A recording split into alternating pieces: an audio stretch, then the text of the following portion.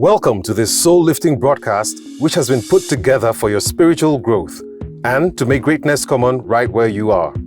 Be sure to make the best of this moment as God takes the lead in all that concerns you. Give somebody a high five and say, God is here. And tell your neighbor, this is a place of fun. Tell your neighbor, show me some energy. One more time, put your hands together. Let's celebrate.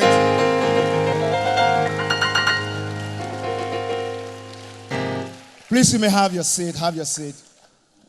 It's good to be here. It's Democracy Day, and it's a public holiday.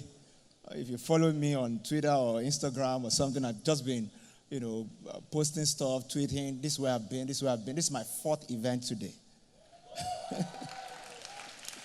Yeah. It's my fourth event today. It's the fourth time that I'm speaking today. It's a good way to spend Democracy Day.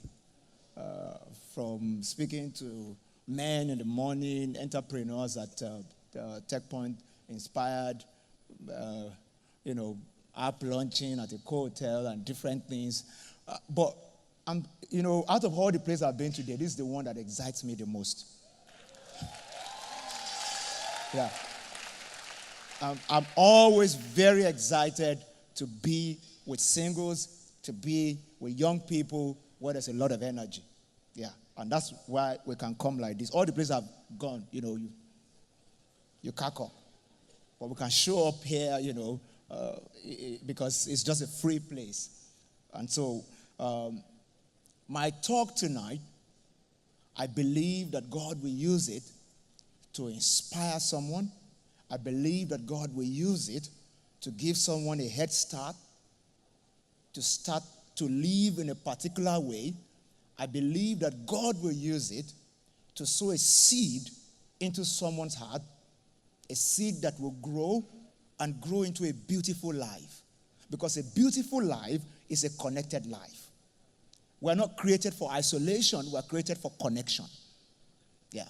So every human being is like a cell phone. If you have a cell phone and the SIM card cannot pick signal from any network, it's not a phone. Am I saying the truth? Yeah. And there's a way you can run your life, there's a way you can live your life that you're beginning to lose signal, the capacity to connect. Yeah. So it's like when you're carrying your phone, like this on the hill, maybe you went to your village, no signal, and you're just carrying. That's the way some people's lives are becoming right now. It's becoming very difficult for you to pick signal and connect. And life is only very interesting when you can maximize life by making it a well-connected life, because that's where the beauty comes from. Nobody enjoys life in isolation. And the single life is a time where you're looking for meaningful connections. Not anyhow connections, but meaningful connections, because you have a whole life ahead of you and you want to live it well. So you're looking for meaningful connections. I'm getting close to mid-40s now, and so I'm this is about the time they say people go through midlife crisis. Because I'm like half time. I want to live to be maybe just about 90 and above, and I'll go. I'm okay. So I'm like half time. See, at the time that I am right now, I'm trying to maximize my connections. That's what I'm trying to do. I know people. I have vital connections. One time I was trying to brag to my wife just to show that when it comes to relationship, that I'm better. So I asked her, I said, since you married me, 14 years now, this year, since you married me, have we ever traveled to any city in the world and there's nobody to pick us from the airport? Because I just know people.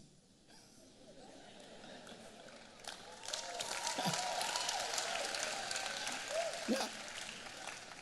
I just know people, and they just sought me out. Yeah. And I was in the UK, I think in February. And I was on a retreat in a bush, like countryside, outside of London. And I met a young lady one of the nights, after there's a place where you could have dinner with other people on the retreat. And, I just went into that place, dinner time, and this lady sat beside me. And I just felt, maybe I should chat her up. And we started to chat. And we started to talk about meaningful connections in life. And I told her, I said, obviously she was going through a state in her life. That was why she came on a retreat. I told her, I said, I've enjoyed meaningful connections. I said, my life is beautiful because of the people I know. I said, people have been a blessing to me. Not everybody that I know, but most people. And she looked like, are you really serious? But my own life has not been like that, that kind of thing.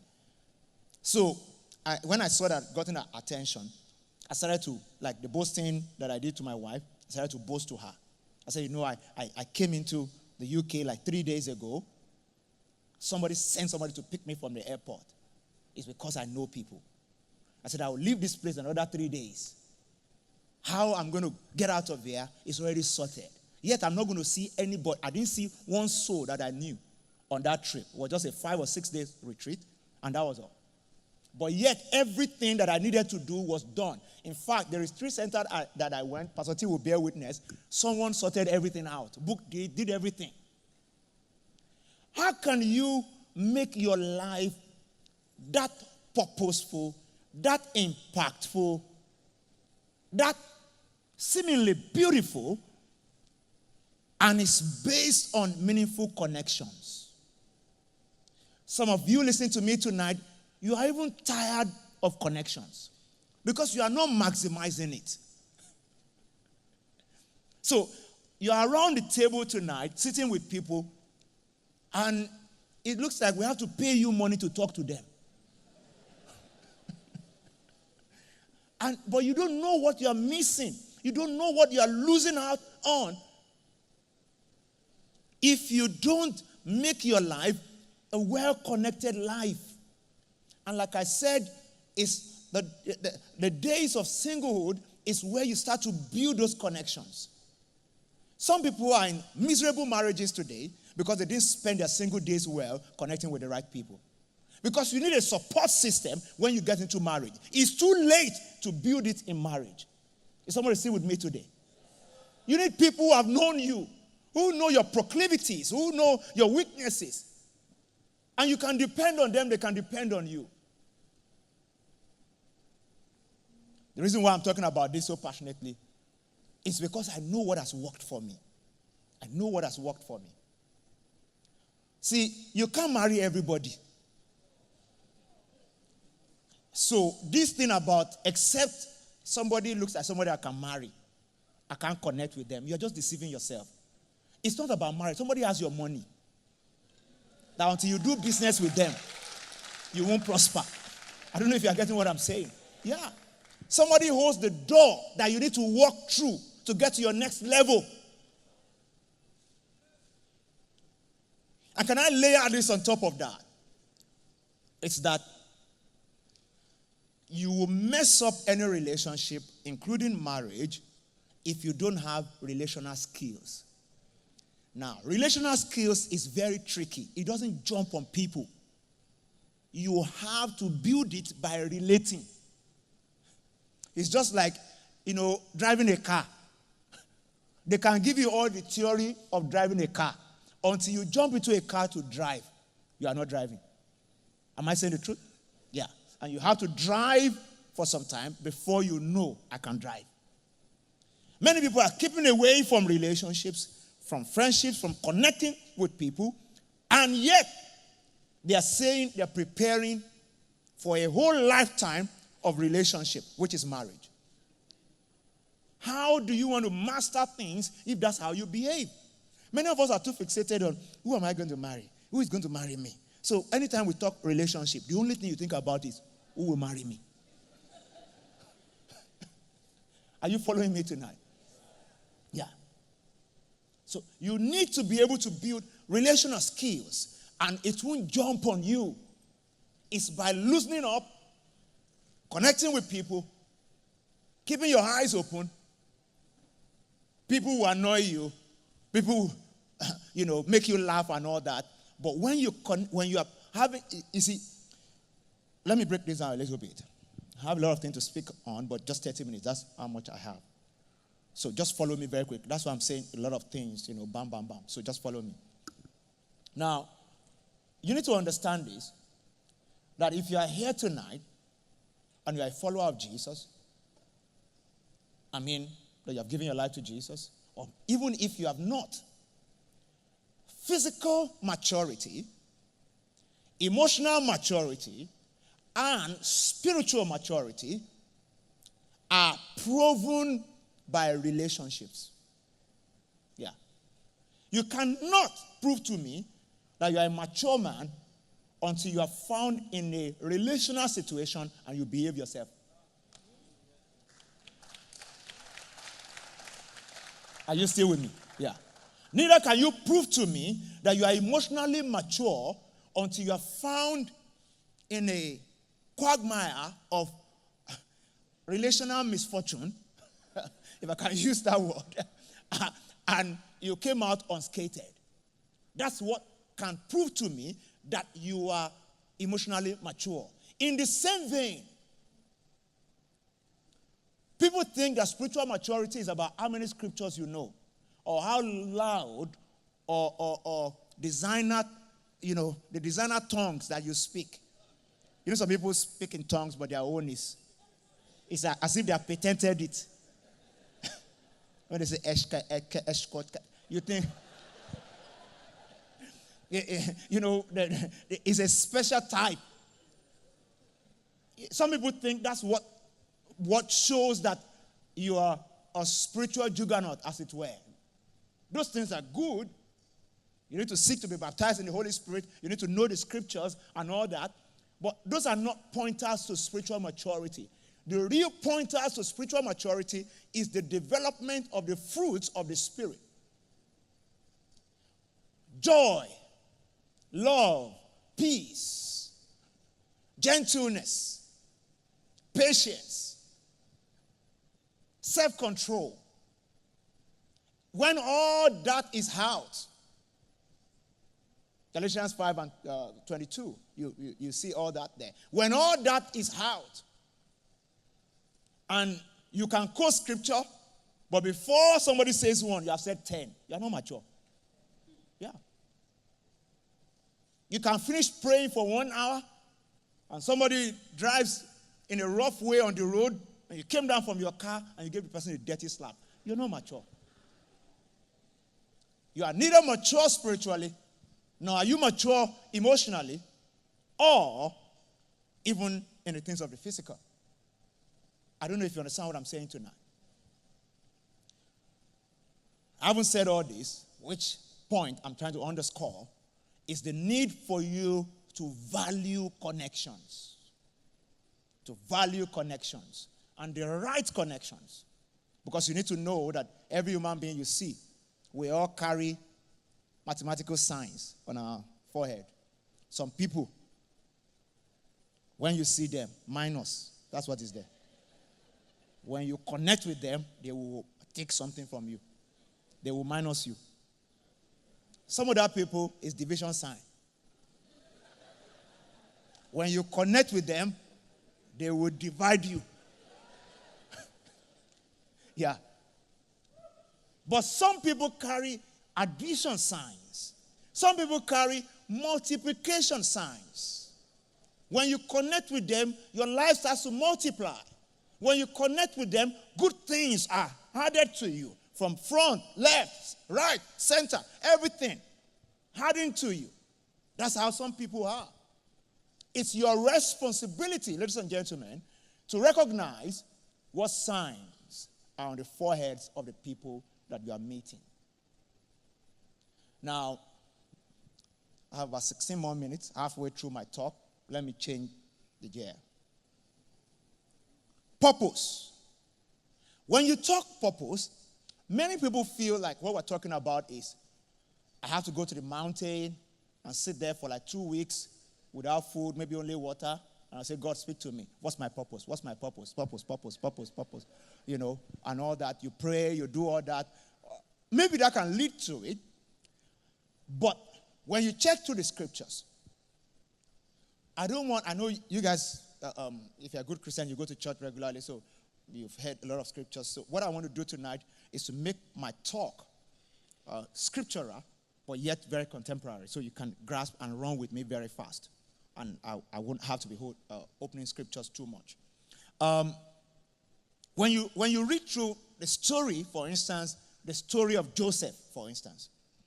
Joseph, as a teenager, had a dream. He himself couldn't really understand the dream. Does that mean I'm going to be great, and all that? That was just what his dream, looked like. But when you read to the end of the story of his life, you realize that the main thing about him was that God was going to use him to preserve a generation. The whole of the race, Israel, Jews, because a famine was going to come that will inadvertently wipe them out, except they have that social safety net that Joseph will go and create in Egypt. Now, look at how his life unfolded. From being a slave, a servant in Potiphar's house, to getting into prison, and all that. The one thing that was a recurrent decima in his life was that he was alive to himself, to his strengths and weaknesses, to his passion and his giftings. Ladies and gentlemen, you cannot discover purpose or walk into purpose except you are alive to yourself, you know yourself, you know your passions, you know your giftings, and you are deploying them. Literally speaking, you know your shape. By saying you know your shape, I'm talking about the acronym SHAPE. S standing for your spiritual gift, H standing for your heart, which is the core of you, the seat of your passion. Yeah? I hope you're still following me. I said, I hope you're still following me. Yeah. So you need to know your shape. You need to know how you are wired. Yeah. You need to know how you are wired. You need to know what are the important things about yourself. What are the potentials that you have? What are the life experiences that you have? Or the things you have gone through in life? How have they shaped you? Those are the things that you need to reckon with and understand that God wants to do something with everything that you have been through so that He can take you to where you are going. Joseph just followed, deploying his gift, focusing on his passion. All of a sudden, he walked into his purpose. Now, you need to understand one thing, and that's that. There's a connection between your passion, your gift, your personality, and all those things, and your purpose. In Jeremiah chapter 1, verse number 5, God said, speaking to Jeremiah, before I formed you in your mother's womb, I knew you and I ordained you. In Jeremiah's case, he said, I ordained you to be a prophet. That means that purpose predates form or shape. Can I say that one more time? I said purpose predates form. It predates shape. It predates my personality. It predates my passion and my gift. Before I formed you, I knew you and I ordained you. It's the same thing God is saying to you. James, Anita, Ekaite, Emeka, before I formed you, I knew you and I purposed you or ordained you. That means that my shape, my wiring, my makeup, from temperament to personality to giftings, to areas of interest, to the experiences that I've gone through in life, everything, they are all working to push me in line with purpose. I don't know if you're getting what I'm saying tonight. Yeah. Everything will work to push me in line with purpose. That's how it works with God. Now, let me connect it a little further. We're talking purpose, money, and sex. I'm going to land on sex. I know you're expecting me. Wait for me. Now, money flows in the direction of value. Where is value coming from? Value comes from my makeup, which is connected to my purpose. In the case of Joseph built himself out and got into Pharaoh's palace through his gift. There's something that you have that you need to discover. Yeah. We live in a nation today where, I thank God for Nigeria, we celebrate gifts. I mean, almost all the gifts that have been talked under the table before, they're now finding platforms and expression. And also thank God for social media. I was at one of our pastors' 40th birthday yesterday, and this young man, Arole, and he came to me and he was trying to chat me up and all that. It's like a prodigy. You know that chap, the comedian, that's always on Instagram and swearing over people's life. Yeah. So, see, this guy got his current break through Instagram. How old is Instagram? Maybe 5 years or so? Less than that. So, you see how God works. There are many things that are coming up now, helping us to unearth our gift and creating platforms for us like never before. Ladies and gentlemen, this is the best time to be alive. I don't envy my parents. Yeah. You can become an international sensation without 1 naira in your account if you know the right things to do. In the days of my parents, in the 80s when I was in secondary school, and we used to look at our uncles. Okay, let me give you an example. In the days of Abacha, Babangida, to take over government, they had to take over NTA headquarters so that they can broadcast to the whole of Nigeria that they are now in power. If you want to take over power today, you can do it on Facebook. And you will reach everybody in the world, not just people in Nigeria. Has it occurred to you? Things have changed.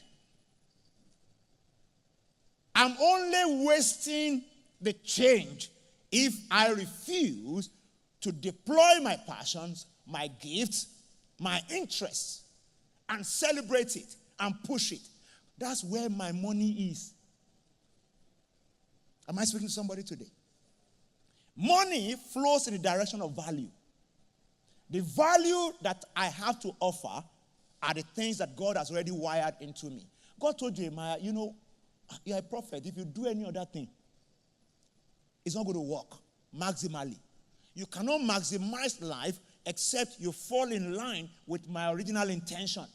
Because you did not create yourself. Even if you are here tonight, you're an agnostic or you're an atheist, forget it. Did you determine the day that you will be born? Somebody determined the day that you will be born. Somebody determined the people that will give birth to you. Nobody here is an accident of procreation. I hope you understand what I'm saying. That's what should make people think that whoever is deciding all these things must have a plan. That plan, that original intention is what we call purpose. So, purpose is not my design, it's my discovery. Somebody decided it, I need to discover it. And I'm telling you that how to discover it is to look within and make the right connections between my passion, my gift, my temperament, my everything, Because purpose predates form. And real money and open doors, all those things are in my area, my purpose. Doors open of their own accord when you step into the center of God's will for your life. Doors start to open for you. Look at this guy in the Bible, Moses. Moses was very passionate about the Jews. That was why in his early days, he saw an Egyptian rough-handling a Jewish guy. He went after the Egyptian, and before you know it, he broke the neck of the guy. The passion was too much. It was oozing through his body. Though he was living in Pharaoh's palace, but he happened to be a Jew. So whenever he saw any form of oppression, that thing was there. Now, he had to run away because of what he did. 40 years later, he had a burning bush experience. I pray tonight that somebody here, you will have a burning bush experience before this year is over. This guy had a burning bush experience. You know what burning bush experiences do? They reawaken your consciousness to God's original intention. This guy had a burning bush experience, saw the bush burning, and the bush was not consumed. God got his attention, and God said, you know what? From day one, I put the passion there. So you go back. It was just that it was premature that time. But now is the appointed time. So you go back now. And when you get there, when you speak, it will happen. When you walk, doors will open to you. You understand? Because of him, he will say things. Plague will come upon the whole country. Because he was in the center of God's will for his life. When you are in the center of God's will for your life, fulfilling your purpose, does that mean that you're not going to confront opposition? No. You're going to see oppositions. But God will defeat oppositions for you. Money is called provision. Right? Provision. What is meant for the vision? When you get a vision from God, you cannot be poor. Because provision will come from the one who gives it. So you see the connection between money and purpose? Now, let's put the last thing in the mix. The S. The sex. In the midst of everything I've spoken about today, you can quote me anywhere. If you are not married, sex is a distraction in the mix. It's a distraction in the midst of everything that I've said. Because it is the highest expression of human emotion between two people. When God said, don't get into sex before marriage, it wasn't because he didn't want you to have fun. You think God is wicked? No, you see a number of people who said no. There are many people here who have said, this God of Christianity is a wicked God. Doesn't like for people to have fun. Yeah. Especially when you've probably had an experience before. And then you now came into a church and he said, or you read a book or somebody was trying to preach to you and he said, no, you have to stop having sex. And you say, what kind of... I was speaking to a young lady once while I was still pastoring at Daystar, and trying to encourage her after she has given her life to Christ.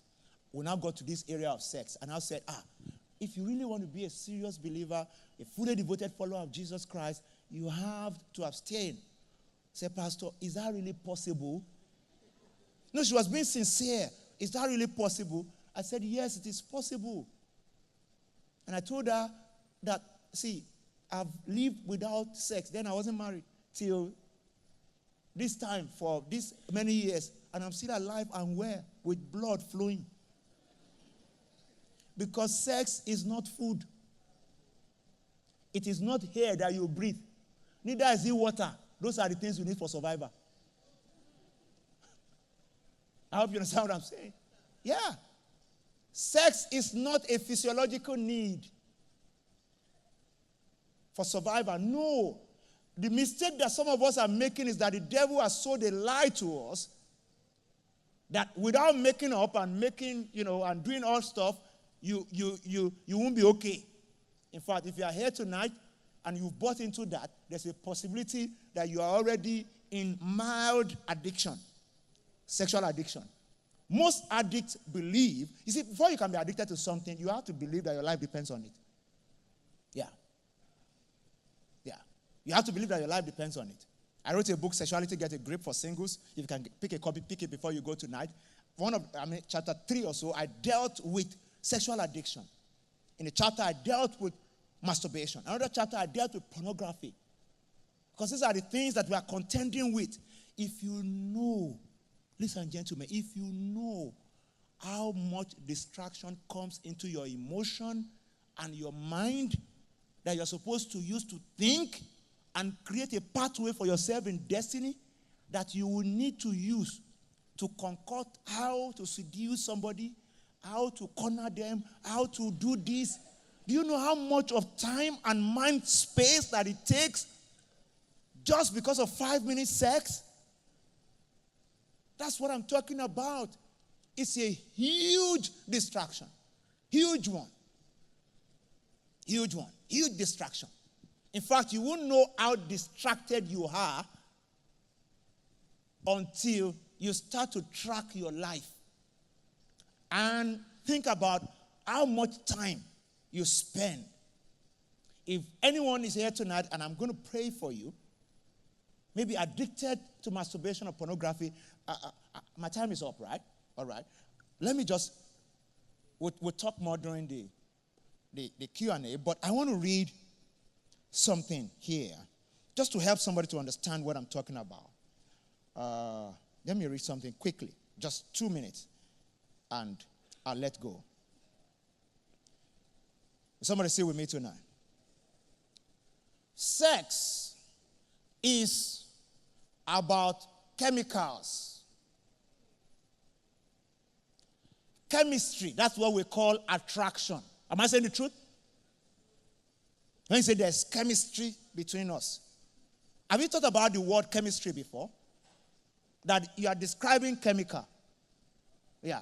Hormones. The flow, the aggravated flow of blood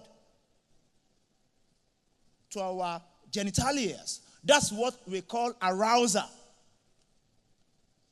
Can we get down to this thing tonight? My time is up. When we get here, we will do some business. What we call arousal is chemical reactions. All of us, we are bundles of chemicals. And some things trigger those chemicals. To be emotionally mature and physically mature and spiritually mature is to be able to control the chemical reactions that go on in your body. You know, one thing, there are about 5 different types of addiction. Satiation addiction, all that. Sex, the dangerous thing about sex is that it's applicable or it shows up in all the different kinds, arousal addiction, satiation addiction, fantasy addiction, deprivation addiction. This is chapter 2 in this book. Sex shows up in all the different kind of addictions. That's how powerful sex is. Some people don't know that if you are sexually addicted, if you are going through sexual addiction, sometimes you are worse than somebody on cocaine. Yeah. Because the same way the cocaine addict spends money is how you are going to spend money. The same way they will live. Can you imagine somebody who is addicted to masturbation and you have to masturbate before you go to bed, or you are in a meeting, an important meeting, and something just triggers your body and you're looking at somebody looking, until you have to go out to the washroom to masturbate before your body can calm down and you continue the meeting. Is that a sane person? That's what I'm talking about. Because we'll be deceiving ourselves if we just, there are serious implications to lack of self-control in the area of sex. Why is the devil throwing it in the mix? Is to distort purpose. Is to distort a sense of mission. Is to distort our sense of relationship with God. Because the moment you become carefree about sex, you become carefree about many other things. And it starts to affect the effectiveness of your relationship with God. That's where the devil is going, actually. To make you to start to feel like you don't qualify for certain things from God. So, when you put inordinate sex in the mix, you lose your self-esteem, especially as per your relationship with God. And it will start to affect what you can hope for, what you can trust God for, and how you can engage the power of God to fulfill your destiny. So, there's an original intention. He has a plan. But you are hooked on something here that is holding down his hand so that he cannot move you towards his plan. You want to maximize destiny? Make up your mind that you are going to wait. Like I said the last time we were here at SALT, I said anybody who tells you that if you really love me, let's get down to business. Ask them whether they love their mother. And when was the last time they slept with her? To show their love. If truly sex and love are the same. I have 3 sisters. I love them. The same father, the same mother. I've never slept with them. So what kind of love are you talking about? It's not love, it's lust. And it's high time that we'll package it very well and call a spade a spade. That's why somebody will tell you they love you today, and after we started doing it, one day they will say we are not meant for each other. Yeah. Because they know that this thing is not really love. If you love somebody, you need to be able to, you will receive grace to wait for that person. Yeah, you will receive grace. How many of you have seen my wife before? You know that God created her on Democracy Day, public holiday. Yeah. When it was not doing much. It's just 1 or 2 people. Because it was a public holiday. I dated that beautiful lady for about 3 years before we got married. And I did not sleep with her. If I can do it, you can do it. Yeah. You think my body was not moving? It was moving. As in, not small movement, oh. No, have you seen my wife before? She's hot.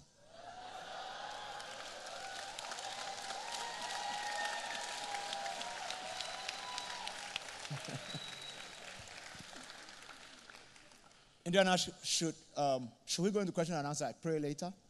Because I actually really want to pray for some people. Yeah. Huh? We should pray now. Okay.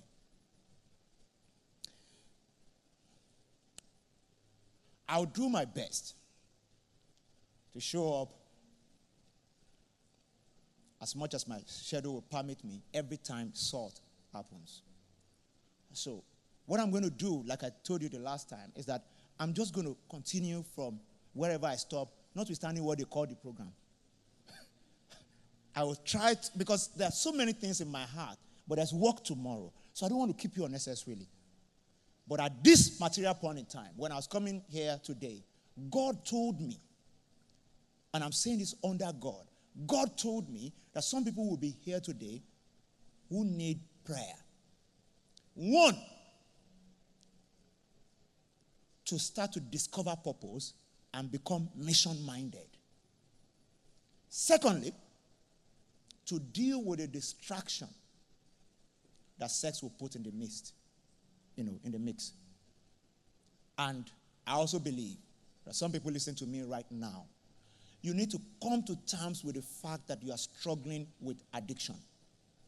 Time will not permit me. If you can get this book, get it. I think they're still going to give out like 10 copies after now. Some people who answer some questions. So answer it well. If you don't have money, they'll give you for free. But if you have money, it's not expensive. Sexuality get a grip, maybe $1,000 or so. And if the resource people can even slash down the price to be okay, I give you the right to reduce it, maybe 20% or something. Just cut it down. Let them buy. You understand? Because it's not about the money. It's about the knowledge. It's about the knowledge. I hope you understand what I'm saying. Yeah. You need to discover where you are. If you are addicted as I speak now, the earlier you come to terms that I'm dealing with addiction. Yeah. If you're in a relationship as I speak right now, and anytime the two of you are thinking of sin, there's no way that what is going on in your mind will we will get there. And then you just realize that, from touching, you just scatter everything. It just like you are possessed, both of you just possess yourself, all those kind of. If that is where you are right now, you need to see, I'm not condemning you. You have real emotions, real feelings. All you need to do is to be able to accept that there's a problem and we need help. Can I say this to you before I stop and pray? The fact that you are making out and struggling, and then you feel a bit of condemnation. Some people haven't gone beyond condemnation. They just feel like maybe this is how this relationship is going to be. The only thing is that let's just be careful that we don't get pregnant. Let's just continue, because they are enjoying it and they are looking forward to it.